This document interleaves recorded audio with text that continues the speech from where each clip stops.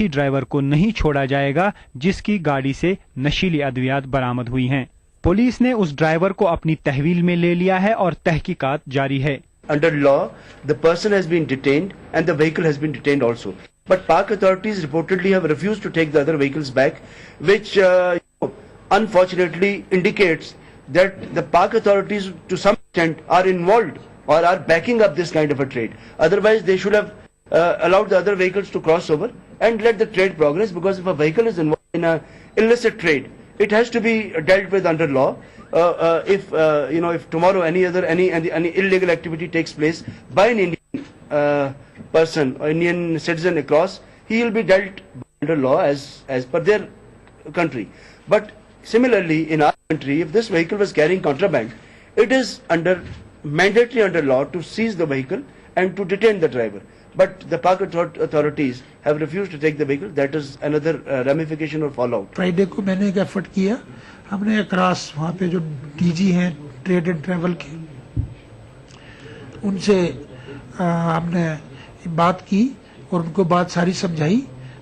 2-2.5 घंटे हमारी बड़ी कॉर्डियल माहौल में बातचीत हुई, लेकिन उनका यही स्टैंड था कि आप हमारे ड्राइवर को भेजो, हम उसका ट्रायल अपने मुल्क में करेंगे अपने लॉ के मुताबिक, और जो सीज्ड कमोडिटी है वो भी हमें भेजो, ड्राइवर भेजो, गाड़ी भेजो, ताकि हम उनके खिलाफ एक्शन लें। पुलिस अथॉरिटी से डिस्कस करने के बाद, अपनी अथॉरिटीज के साथ डिस्कस करने के बाद हमने ये मैटर अपनी गवर्नमेंट के नोटिस में लाया और उन्होंने भी अपनी गवर्नमेंट के नोटिस में लाया है। अभी हायर अथॉरिटीज से इसका रिस्पांस जो है वो आना है कि हमें इसमें क्या करना है। तो अगर तो रूटीन केस हो तो इस बंदे का ट्रायल हो, यहाँ पे ये जो भी लॉ इजाजत दे, फिर इसका चालान होता है, फिर जुडिशियल डिटर्मिनेशन होती है इस एक्ट के लिए, वो तो हमारा रूटीन केस है। लेकिन सिंस ये थोड़ा रूटीन से हट गया है, क्योंकि ये ड्राइवर अक्रॉस से आया है और उनके यहाँ पे रुकने की भी एक पर्टिकुलर टाइम लिमिट होती है, तो अब वो बियॉन्ड टाइम लिमिट हमारे लोग वहाँ पे डिटेन्ड है और उनके लोग यहाँ पे हैं, तो ये मसला अब हायर लेवल का। कश्मीर के जो ड्राइवर मुजफ्फराबाद में बंद रखे गए हैं, उनके रिश्तेदार इन दिनों काफी परेशान हैं। हम बहुत परेशान हैं। मेरी शादी को अभी 1.5 महीना हुआ है। मेरा पति यहाँ से पाकिस्तान गया है कि एक ने गलती की है, सभी लोगों को सजा क्यों मिल रही है? ये क्या बात हुई है? कैसा कानून है इन लोगों ने? ये कौन सा रूल है? एक गलती करे सबको सजा मिले? हम कोशिश कर रहे हैं पाकिस्तान गवर्नमेंट से और हिंदुस्तान गवर्नमेंट से उन लोगों को छोड़ दे। अगर गलती पाकिस्तान ड्राइवर किया तो हमारे ने क्या किया? हमारे जितने भी इधर से गए हैं ड्राइवर, उनकी क्या गलती? उनको तो छोड़ना चाहिए जल्दी से जल्दी। सलामाबाद चकोटी ट्रेड यूनियन का मुतालबा है कि इस ट्रेड को चालू रखने के लिए आर पार की हुकूमतें अपना भरपूर रोल निभाएं। यूनियन का कहना है कि क्रॉस एलओसी ट्रेड में शफाफियत लाने के लिए कमान पोस्ट या सलामाबाद में ट्रक स्कैनर लगाया जाए और साथ ही तजारत के लिए बैंकिंग और कम्युनिकेशन की सहूलियत भी फराहम रखी जाए। ये तो एक ट्रेड था नहीं, ये एक सीबीएम था। उसको तो हम ट्रेड की नजर से नहीं देखते थे, एक सीबीएम की नजर से देखते थे। मतलब जो भी इन्होंने हिंदुस्तान और पाकिस्तान ने सीबीएम चलाया था उस हिसाब से देख रहे थे। तो ये एक सीबीएम पे एक बहुत बड़ा धब्बा है, चाहे मतलब इसमें वहां के ट्रेडर्स मुलविस हो या यहाँ का ट्रेडर्स मुलविस हो, तो ये एक बहुत बड़ी अफसोस की बात है। हम आज भी गवर्नमेंट को यही कह रहे हैं कि मतलब बार बार गवर्नमेंट को कह रहे हैं कि ट्रक स्कैनर के लिए, तो हमने उनको बोला था, तो सेंटर को भी हमने लिखा था कि हमें एक ट्रक स्कैनर चाहिए। और जो इस वक्त मामला चल रहा है ये ट्रेड का, तो हमें इस वक्त उसकी ज्यादा परेशानी नहीं है। जो कि वहां के ड्राइवर्स यहाँ है और यहाँ के ड्राइवर्स वहां है, उनको फिलहाल छोड़ देना चाहिए ताकि आइंदा के लिए लाहेमुल बन जाता। तो हम इस वक्त गवर्नमेंट को भी यही कह रहे हैं कि जो भी इसमें मुलविस पाया जाए उसको सख्त से सख्त सजा मिलनी चाहिए ताकि आइंदा हमारी नस्ल बच जाए। श्रीनगर मुजफ्फराबाद के रास्ते क्रॉस एलओसी ट्रेड के दौरान नशीली अद्वियात बरामद होने से न सिर्फ ये तजारत मुतासिर हुआ, बल्कि इसका असर श्रीनगर मुजफ्फराबाद बस सर्विस पर भी पड़ा है। श्रीनगर मुजफ्फराबाद बस सर्विस को भी फिलहाल बंद कर दिया गया है। ETV news, Kaman post, line of control. Kashmir express में फिलहाल लेंगे छोटा सा ब्रेक, जल्द हाजिर होंगे। दक्कन की हर छोटी बड़ी सरगर्मी पर हमारी नजर, लेकिन आप तक पहुंचाते हैं सिर्फ वो खबर जो करे आपको बेदार। सियासत के गलियारों से रोजमर्रा की जिंदगी, दक्कन के गोशे गोशे से आप तक खबरें पहुंचाता दक्कननामा, रोजाना शाम 6:30 बजे। गर फिरदौस बर्रुए जमी अस्त, हमी अस्तो हमी अस्तो हमी अस्त। जम्मू कश्मीर के हर वाकये और हर पहलू पर ईटीवी की नजर। देखिए ईटीवी उर्दू कश्मीर रोजाना शाम 7 बजे और सुबह 7:30 बजे सिर्फ ईटीवी उर्दू पर।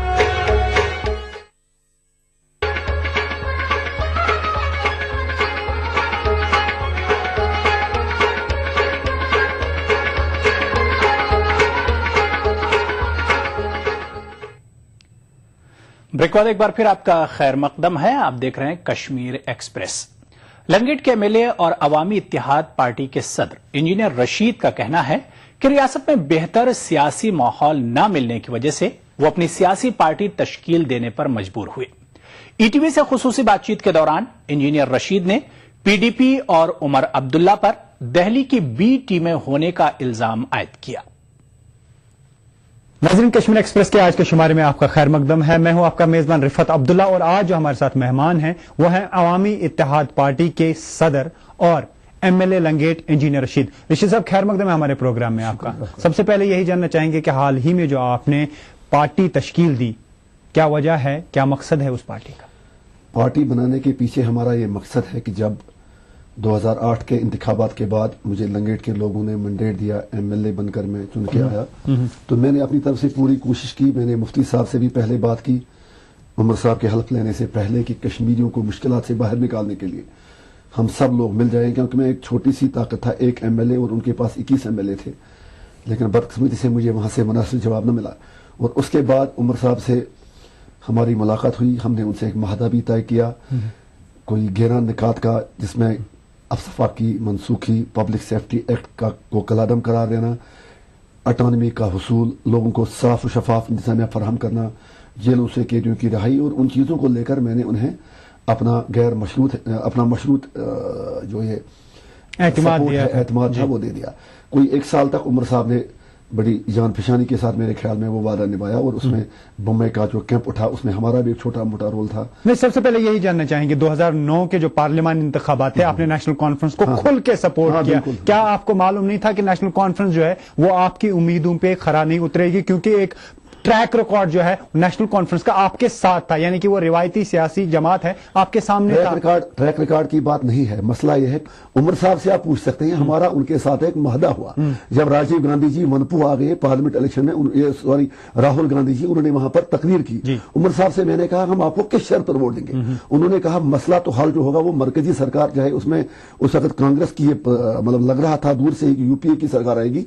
उन्होंने कहा कि राहुल गांधी और यूपीए जो है वो वादा बंद है कश्मीर मसले को हल करने के लिए। मैंने कहा मैं इस चीज से मुतमईन नहीं हूं। फिर अगर आप वनपुर में तक राहुल गांधी की तकरीर निकालें, राहुल गांधी ने वहां कहा 2009 के पार्लियामेंट इलेक्शन में कि आप मुझे और उमर अब्दुल्ला को साथ दीजिए, हम वादा करते हैं कि हम कश्मीर का मसला हल करेंगे। तो उमर अब्दुल्ला ने मुझे वनपुर के उस स्टेज से फोन किया कि इंजीनियर साहब, अगर आप वाकई चाहते हैं कि कश्मीर के मसले के हल में कोई पेशरफ्त हो, फिर राहुल गांधी ने आज पहली बार कश्मीर आकर एक ओपन कमिटमेंट की है कि हम कश्मीर मसले के हल में रोल निभाएंगे, लिहाजा कश्मीर के लोग हमें वोट दें। मैंने उस वक्त ये समझा कि मेरे वोट से अगर उमर अब्दुल्ला कहीं एक वादा बंद हो जाते हैं कश्मीर मसले, लेकिन जहां तक कैंपेनिंग की बात है वहां पे उमर अब्दुल्ला ने हर बार ये कहा कि वोट्स जो है वो अलग मामला है, कश्मीर का मसला अलग मामला है, ये एडमिनिस्ट्रेटिव सेटअप के लिए ये वोट दिए जाते हैं, वो तो खुल के सबके सामने आप कैसे मान गए मसला कश्मीर हल करने जा रहे थे वोट से? जब आप वोट सी बात उमर अब्दुल्ला करे, उमर अब्दुल्ला के कहने से या मेरे कहने से या किसी और के कहने से हकायक नहीं बदल सकते। मैं ये अर्ज कर रहा हूं, जब उमर अब्दुल्ला ने और राहुल गांधी ने, स्पेशली राहुल गांधी ने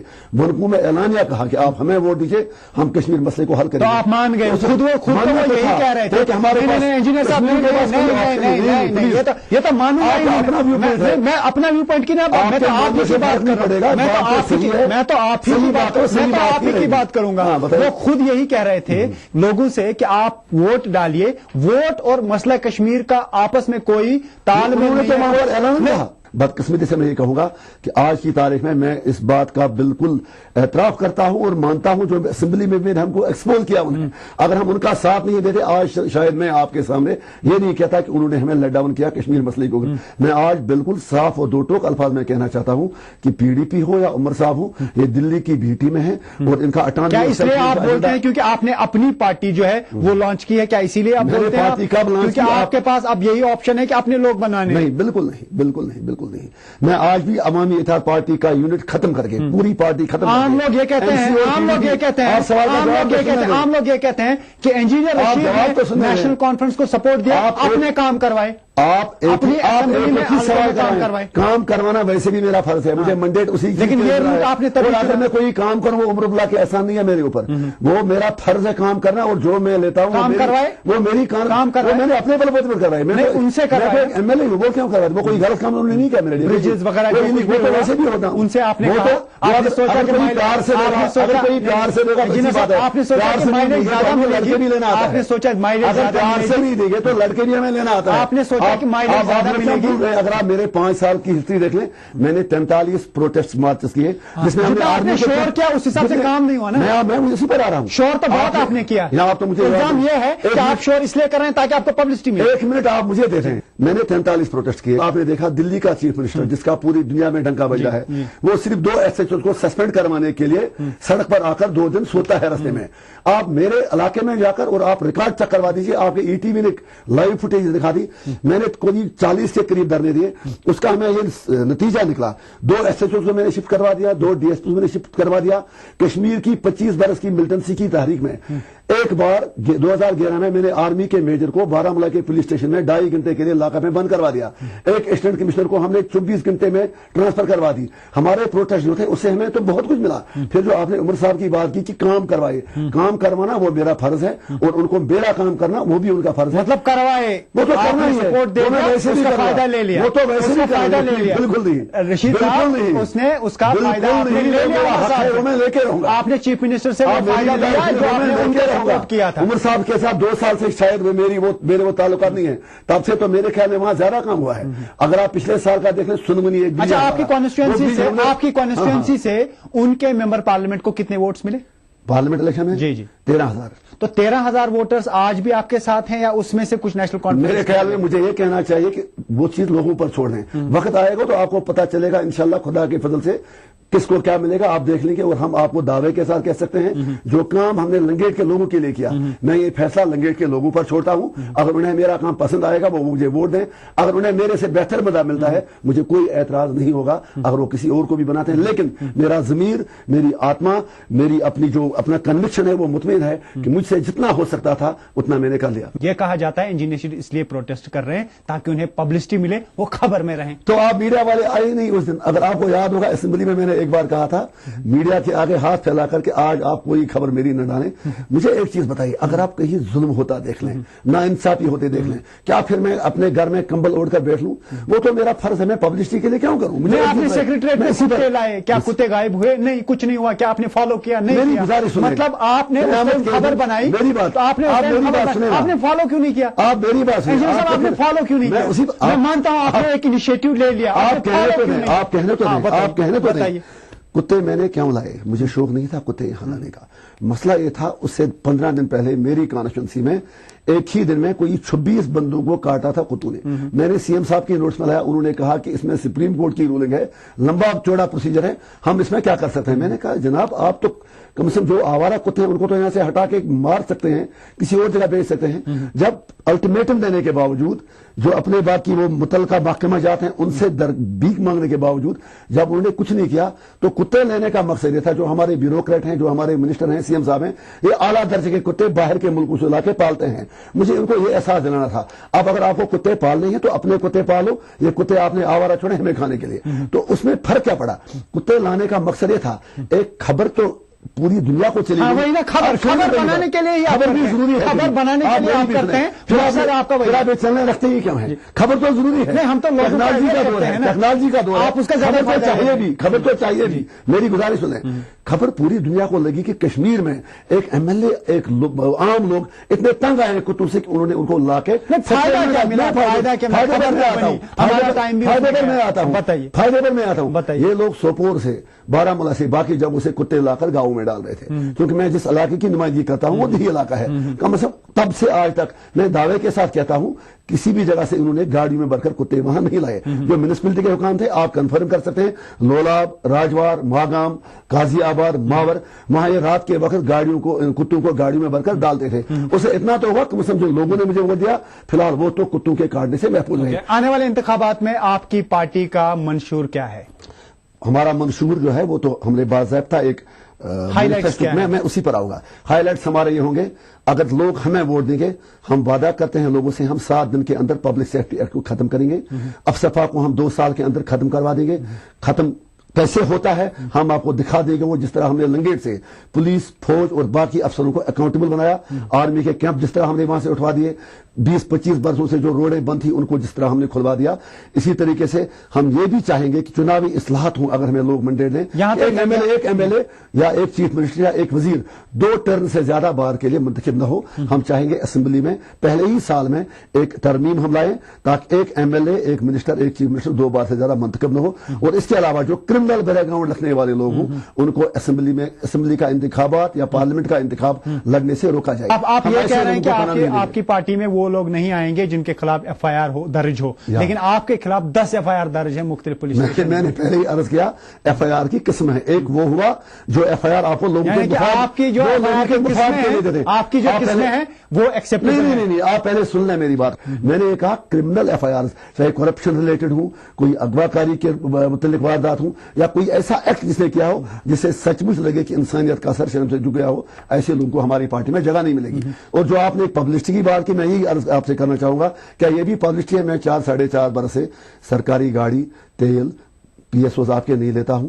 आजकल आप लोग पब्लिसिटी कहां है? मैं मर जाऊं आप फिर भी कहेंगे पब्लिसिटी है, मुझे अफसोस की बात है। आज तो आप ही मीडिया वाले कहते हैं कि अरविंद केजरीवाल इसलिए बड़ा लीडर है, उसके पास सिक्योरिटी नहीं है। अच्छा, मुझे ये बताइए, आपने नहीं लिया तो क्या फर्क पड़ा? सॉरी, आपने नहीं लिया तो क्या फर्क पड़ा? मैं फर्क आपको बताता हूं। बताइए, एंटाइटलमेंट जो है, क्या एक आदमी, क्या एक शख्स आपके इस चीज से रागिब हो गया तो उन्होंने 2 चीजें मैं बता दूं। अगर एक शख्स आपकी तरफ आए होते, मैं मानता कि फर्क पड़ा। 2 फर्क पड़े। एक, पहले मेरा अपना ज़मीर मुतमईन हुआ इस चीज को लेकर। पुलिस वाले मेरे भाई हैं, हमारे समाज का हिस्सा हैं, फौज के लोग भी जो हैं, सियासी मामला एक तरफ, उनकी अपनी ड्यूटी है। लेकिन आपने खुद देखा कितनी ह्यूमन राइट्स वायलेशन हुई। मैंने सिक्योरिटी मेरे पास थी पहले, मैंने तब छोड़ी जब मेरे इलाके में पुलिस के लोगों ने एक बंदे की इस कदर पिटाई कर दी कि वो समझे नीम मुर्दा हाल में उन्होंने उसको छोड़ दिया।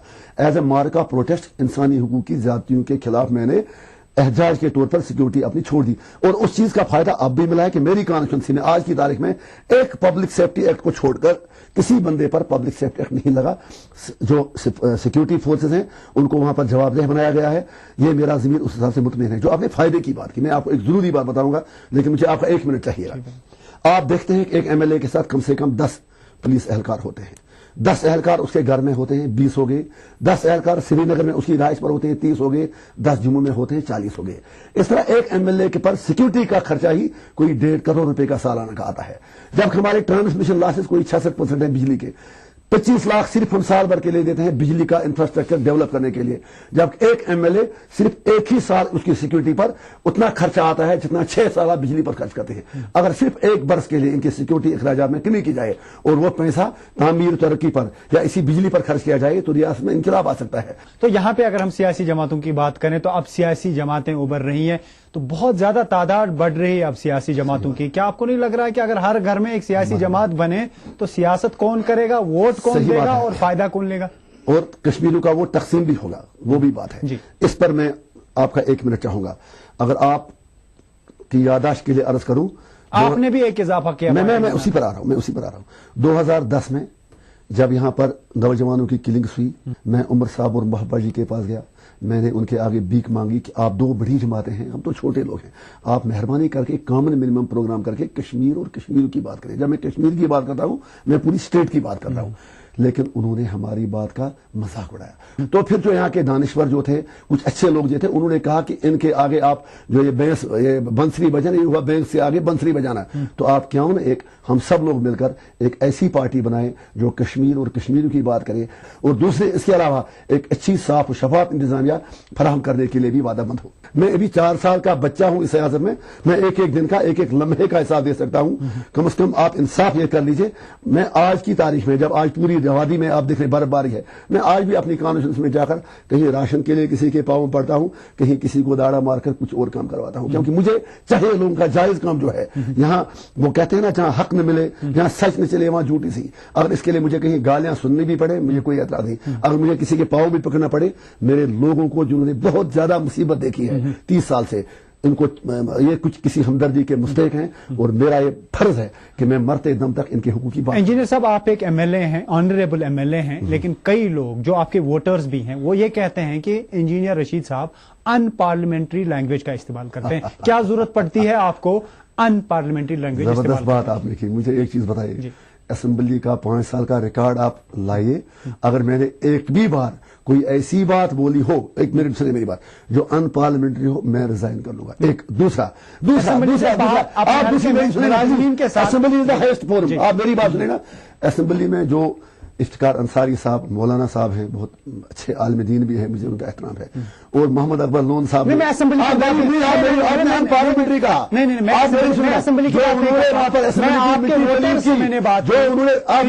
پہلے بھی میں نے کئی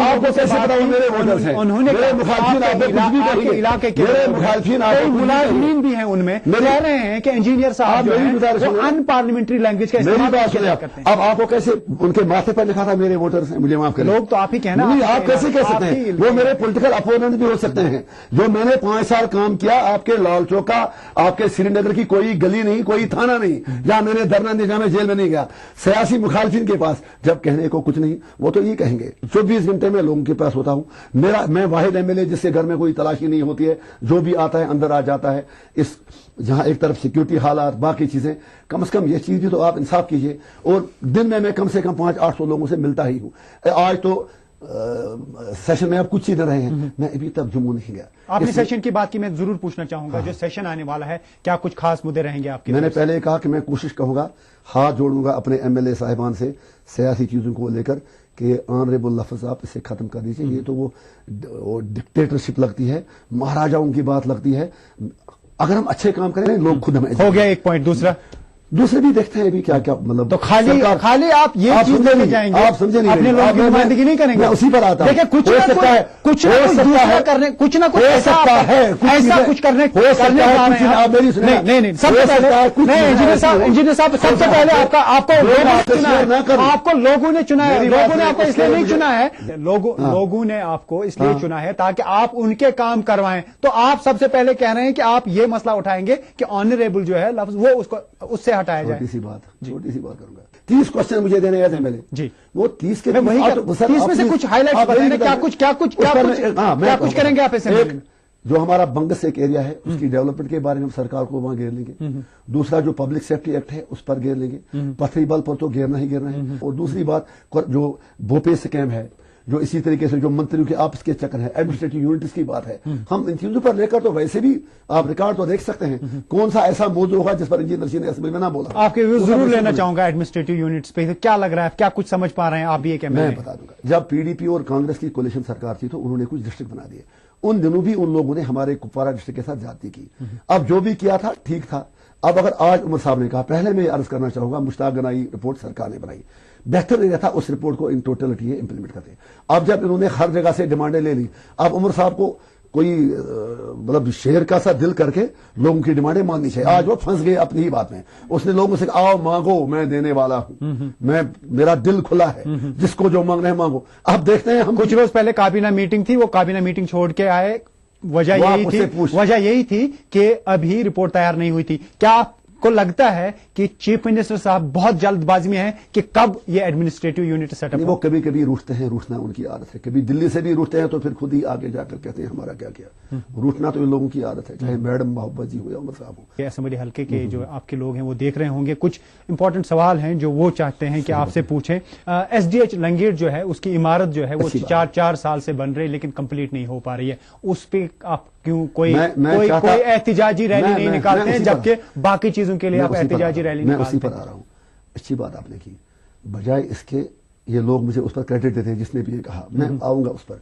बारामूला का सब डिस्ट्रिक्ट हॉस्पिटल, सोपोर का सब डिस्ट्रिक्ट हॉस्पिटल 15-15 बरसों से बने हैं। आप कुपवारा में देख लें, कुछ अस्पताल बिल्डिंगें 15-15 बरसों से बने हैं। मेरे इस अस्पताल को काम मैंने ही इसका वो फाउंडेशन शुरू रखा 2010 में, और आज है 2014। 4 साल में रिकॉर्ड टाइम में हमने वो बिल्डिंग कंप्लीट कर ली। बल्कि तो कब मुकम्मल होगी? 5 बेड हैं, आप मेरी गुजारिश सुनिए, हमारे पास बहुत कम है। हमारे उसमें सिर्फ ये रुकावट थी कि कुछ काम तो ऑलमोस्ट कंप्लीट हुआ है, कुछ पैसा पड़ा है हेल्थ डिपार्टमेंट के पास, लेकिन उसमें कॉस्ट एस्केलेशन हुआ है। जो R&B ने रिवाइज्ड कॉस्ट ऑफर दिया है उसमें कोई 60-70 लाख का वेरिएशन आ रहा है उन्हें, वो कुछ और पैसा डिमांड कर रहे हैं। मैं उसमें लगा हूं, उम्मीद है कि इंशाल्लाह बजट सेशन से पहले वो पैसा रिलीज करवा के हम इस बिल्डिंग को मारे से पहले हैंडओवर। जब इलेक्शंस में आप आ गए 2008 में, तो आपने लोगों से वादा किया था कि हांगा और मावर में स्टेडियम तामीर किए जाएंगे, लेकिन ऐसा कुछ नहीं हुआ, क्या वजह? हांगा में मैंने नहीं कहा था, मैंने कहा कि मावर में भी कहा था, हांगा में भी कहा। मावर में काम चल रहा है, कुटलरी और मावर बाला के बीच में कोई 60-70 लाख रुपए की लागत से काम चल रहा है स्टेडियम पर। उसके अलावा कचलू हमारा एक और मैदान है, वहां पर भी काम चल रहा है, बल्कि 20-25 लाख रुपया खर्च भी हुआ है। और हांगा में हम बना रहे हैं एक ऑडिटोरियम जिसमें कोई 1200-1300 लोगों की कैपेसिटी है, 4 करोड़ रुपए की लागत से। और अगर आज की डेट में आप 4 साल की जो डेवलपमेंट लंगेट में हुई है उसका मवाजना पिछले 60 साल से कर दें, आप देखेंगे कि 60 साल से ज्यादा काम 4 साल में हुआ है। अगर आपके पास वक्त होता तो मैं आपको वक्त कम। एक आखिरी सवाल है, मावर रोड पे जो है वहां पे कोई काम नहीं हो रहा है, तामीराती काम, जबकि बाकी रोड्स जो है इससे पहले ही तैयार हो गए। ये मावर रोड पे क्यों काम नहीं हो पा रहा है? उसमें ये मसला ज्यादा, सबसे बड़ी रुकावट यह है कि जो लैंड एक्विजिशन में कहीं प्रॉब्लम आता है, रेवेन्यू वाले वो नून में नुक्ता निकाल के कास्ट चराई लैंड, फिर स्ट्रक्चर्स। तो मेरे ख्याल में इंशाल्लाह अक्टूबर, जो आने वाला अक्टूबर है, तब तक वो पूरा 13 किलोमीटर थ्रू हुआ होगा। 5 तो पहले ही हुआ है, 5-8 किलोमीटर आगे इंशाल्लाह अगस्त सितंबर तक होगा। इंजीनियर साहब, आप हमारे स्टूडियो में, आपने हमारे साथ बात की, आपका बहुत बहुत शुक्रिया। शुक्रिया। तो कश्मीर एक्सप्रेस में आज बस इतना ही। आदाब।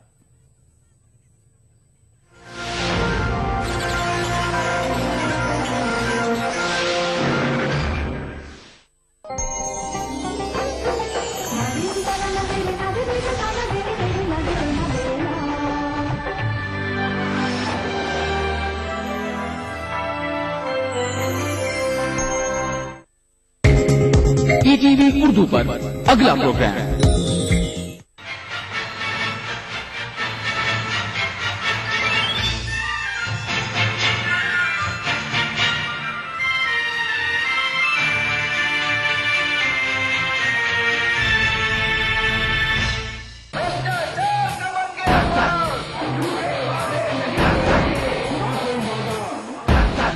मेरा वोट, मेरा अधिकार, मैं चुनूंगा अपनी सरकार।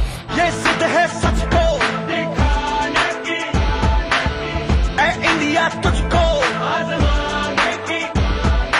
वोट ताकत है ये बताने की, आगे बढ़ेगा अब तो हर दिल में धड़केगा इंडिया। वोट करेगा इंडिया, आगे बढ़ेगा इंडिया। नमस्कार, आदाब, मैं हूं त्रिदीप रमण। वोट करेगा इंडिया में आपका बहुत बहुत स्वागत है। वोट करेगा इंडिया यानी जिद सच दिखाने की। आज के एपिसोड में हम बात कर रहे हैं राजनीति में वंशवाद के फलते फूलते खेप की। इस पर बात करने के लिए खास तौर पर स्टूडियो में मौजूद हैं न्यूज ट्रस्ट ऑफ इंडिया की प्रबंध संपादक गीता सिंह। गीता जी, बहुत बहुत स्वागत है आपका प्रोग्राम में। गीता जी, एक अहम सवाल पूछना चाहते हैं आपसे कि जब देश इतनी प्रयोग धर्मी राजनीति से गुजर रहा है, तो आपको क्या लगता है वंशवादी राजनीति के लिए कितनी जगह बची है? जो कुछ फैमिलीज में ही जो टिकी हुई थी, अब तो ये हर स्टेट में और बड़े और छोटे सब जगह इकाई की तरह दिख रही है, कॉर्पोरेट की तरह ये बनती जा रही है। गीता जी, इस दफे के चुनाव में जो आने वाला चुनाव है, आम चुनाव, इसमें कई नए चेहरे हमें देखने को मिल सकते हैं। रामविलास पासवान का पुत्र है चिराग पासवान, वो राजनाथ सिंह के पुत्र हैं पंकज सिंह, दिवंगत प्रमोद महाजन की पुत्री हैं पूनम महाजन। ऐसे कई नए चेहरे, आपको क्या लगता है ये भारतीय राजनीति का चेहरा मोहरा कितना बदल पाएंगे? जो राजनीति में आ रहा है उसका एक ही एजेंडा हो जाता है, अपने बेटे को या बेटी को ये विरासत सौंपना। देश का जो सबसे बड़ा राजनीतिक परिवार है गांधी परिवार, वो अपने पुत्र के लिए तो तमाम कांग्रेसी लामबंद है, मां कोशिश कर रही है, बहन कोशिश कर रही है, लेकिन अगर जगन मोहन रेड्डी अपने पिता की विरासत को आगे ले जाना चाहते हैं तो उन पे सीबीआई इंक्वायरी बिठा दी जाती है। दोनों में ही जो टैलेंट दिखाना है उन्होंने, वो पॉलिटिक्स में ही दिखाना है।